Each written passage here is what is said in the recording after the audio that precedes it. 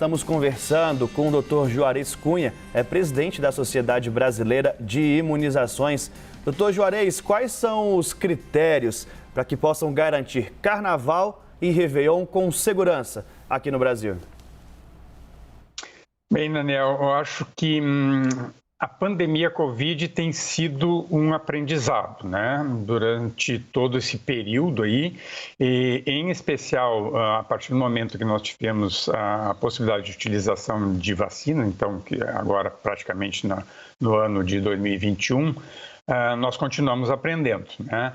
Então, não podemos esquecer que nós temos alguns exemplos de situações de países que estavam muito parecidos, por exemplo, com a nossa situação atual, que diminuíram as regras de aumentar a flexibilização, diminuíram a possibilidade de uso de máscaras e tiveram que voltar atrás. Então, eu acho que nós temos que sempre ficar atentos, né? Não significa que isso vai acontecer conosco, mas se acontecer com os outros, pode acontecer conosco, né? Então, a variante Delta, até o momento, ela não mostrou todo o perigo, por exemplo, que mostrou em Israel ou mesmo nos Estados Unidos, mas não significa que não possa vir a se tornar também um problema e levando uma outra onda da Covid no país. Não podemos esquecer que, apesar de estarmos com números muito bons, né, nós temos em torno aí de 300 mortes por dia. Isso não é pouca coisa, né? Claro que a gente compara quando a gente chegou a ter quase 4.000 mortes por dia, é muito menos, mas a doença continua circulando, as pessoas continuam morrendo. Então, acho que a gente tem que ter muito cuidado. Como eu coloquei antes, eu acho que nós temos espaço ainda para aumentar a cobertura vacinal. Nós temos certeza que o Brasil será o país com os maiores níveis de cobertura vacinal do mundo, porque o brasileiro acredita em vacinas, confia em vacinas, apesar de alguns recados, inclusive dos governantes, às vezes serem ao contrário, o brasileiro está aderindo de forma bastante importante à vacinação.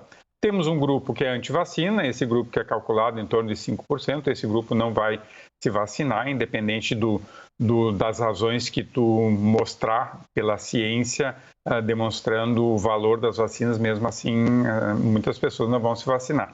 E eu acho que é importante, né, também, a proteção individual, ela é com certeza já comprovada, né, de que as vacinas protegem de forma muito importante, né? O que a gente tem dados de artigos sendo nesses últimos meses aí, quando a gente já tem países até mais avançados com coberturas vacinais, o que tem sido relatado é que a imensa maioria das pessoas que internam e vão para casos graves e mesmo para óbitos são de pessoas não vacinadas. Então, mais do que isso, para poder tentar convencer uma pessoa de que as vacinas funcionam e que, a partir do momento que eu protejo ela estando protegida, ela vai evitar de transmitir para outras pessoas, então é uma decisão muito egoísta tu não te até ter algumas restrições, ter dúvidas, mas tu está colocando os outros em risco, né? Então, é fundamental. E nós mostramos, a ciência está mostrando que as vacinas protegem as pessoas e vai ser a forma que a gente tem, junto ainda com as medidas não farmacológicas, do controle da pandemia. E eu acho que sim, a gente vai conseguir evoluir, né? Só que eu acho que não dá para ser assim, sem um controle bem rigoroso da nossa epidemiologia e respeitar aquilo que está sendo orientado nos locais, né? Então, o uso de máscara, que é fundamental, e que a gente viu que diminuiu não só a Covid, o uso de máscara é eficaz para prevenção de transmissão de doença respiratória, ela protegeu não só para a Covid, para várias outras doenças respiratórias.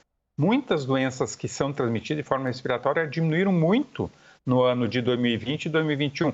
E esse é um outro risco que a gente tem que estar muito atento, porque a partir do momento que a gente diminui essas possibilidades de circulação, de aglomeração, nós teremos aumento de outras doenças. E a nossa população, principalmente as crianças, não estão adequadamente protegidas porque as coberturas vacinais das vacinas de rotina estão muito baixas. Então, a gente precisa também estimular a vacinação. A gente está em plena campanha de multivacinação pelo Ministério da Saúde em todo o país para vacinar crianças e adolescentes. Então, temos que colocar em dia que a tendência com retorno às escolas, com retorno à atividade econômica, a tendência é que essas doenças vão aumentar. E vai ser fundamental, outra coisa que eu acho que é fundamental a gente falar, Daniel, porque as vacinas elas vão impactar, sim, na economia. Então, a forma de melhorar a economia, a forma de melhorar o turismo, né, vai ser com vacinação. Então, mesmo os empresários, as pessoas que trabalham nessas áreas, têm que ter consciência que, ao se vacinar, elas vão estar também ajudando a economia a melhorar. Doutor, eu gostaria de insistir nessa questão que o senhor levantou sobre a vacinação para outras doenças. De que forma que, ao tomar a vacina para qualquer outra doença que faça parte aí, né, do nosso cardápio vacinal, isso pode colaborar até com a pandemia na Covid? Por exemplo, pode-se reduzir a questão de internações? Gostaria que o senhor explicasse um pouco melhor para a gente. Bem, Jara, a primeira resposta é exatamente essa, né, que tu colocou. Nós estamos há 1 ano e 10 meses em plena pandemia, com a nossa rede toda de saúde, que durante esse período todo, felizmente, o nosso SUS se comportou muito bem e com certeza salvou muitas vidas, né? Mas é uma rede que ela está cansada, né? E se nós tivermos outras doenças que podem ser evitadas, inclusive doenças que são muito parecidas, né, com o Covid, por exemplo, gripe, né? A nossa campanha de gripe esse ano, infelizmente, teve percentuais muito baixos de cobertura vacinal. A gente não atingiu as metas em grupos que são muito importantes, por exemplo, das gestantes. A gente não conseguiu vacinar mais do que 65% das gestantes para vacina gripe. E é uma doença muito parecida com o Covid e que pode ser evitada. As crianças que ainda não podem receber vacina Covid tinham vacinas gripe para serem aplicadas, né? Eram liberadas e recomendadas pelo Ministério, e também a cobertura de crianças foi 66%. Então, são doenças muito parecidas que podem, inclusive, facilitar o diagnóstico diferencial. Temos outras vacinas que evitam doenças respiratórias, como a vacina pneumocócica, que é aplicada na rotina na infância, que é uma bactéria que causa pneumonia, que é um quadro respiratório também parecido com Covid. Então, esses são alguns exemplos de vacinas e doenças que a gente tem que melhorar a cobertura. Uma que nos preocupa muito, duas nos preocupam em especial. Sarampo nos preocupa muito, porque o país teve o certificado de eliminação da doença em 2016, em 2018 a doença retorna por baixas coberturas vacinais. Tivemos o pico do sarampo ali em torno de 2018 e 2019.